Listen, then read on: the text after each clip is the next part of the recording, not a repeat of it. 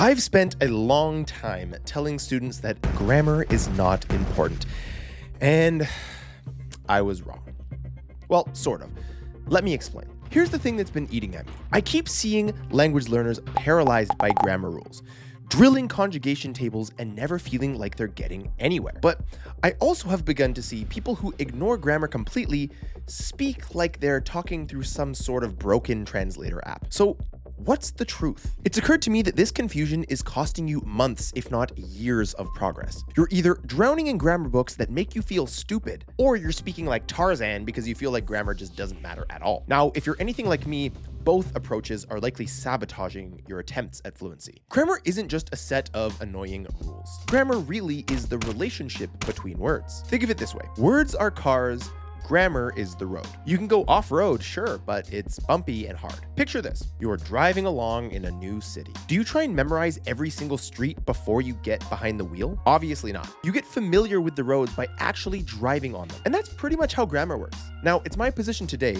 that grammar is important, but drilling grammar isn't necessary. So imagine you're lost somewhere in Tokyo. Which one of these two things will get you help faster? Just looking at somebody and say, "Where train?"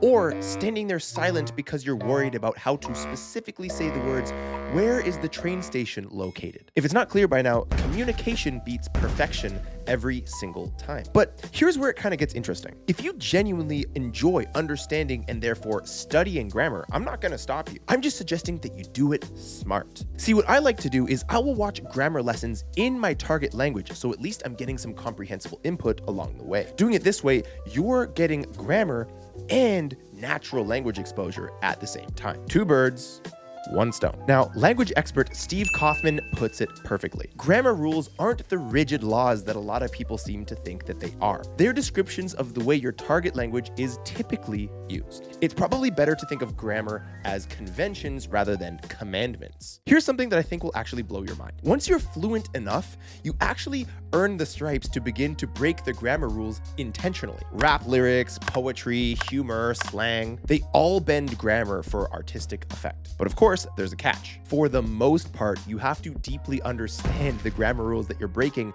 before you break them. So much jewelry. I got more jewelry, and it's not even about the jewelry. At least effectively, anyway. In English slang, for instance, you'll hear things like, "I ain't doing nothing." Grammatically, completely wrong. Communicatively, perfectly understood and adds emphasis. Language isn't frozen inside of textbooks, you guys. It is alive, breathing, and evolving. Your first ever English grammar lesson that you took, no matter where it was taught to you in English, meaning you already knew the language when people were explaining to you how the language worked.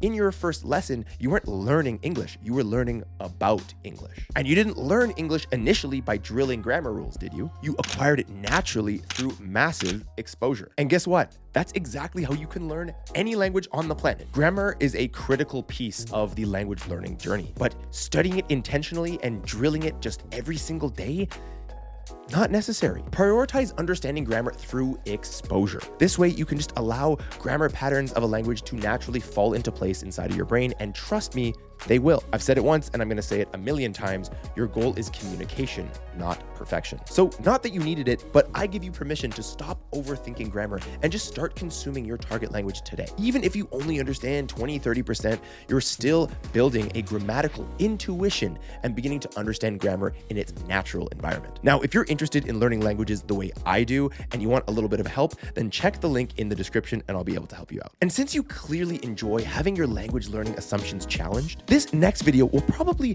have you questioning everything you thought you knew about fluency, and the algorithm picked it specifically just to mess with your head. Thanks for watching. See you in the next video.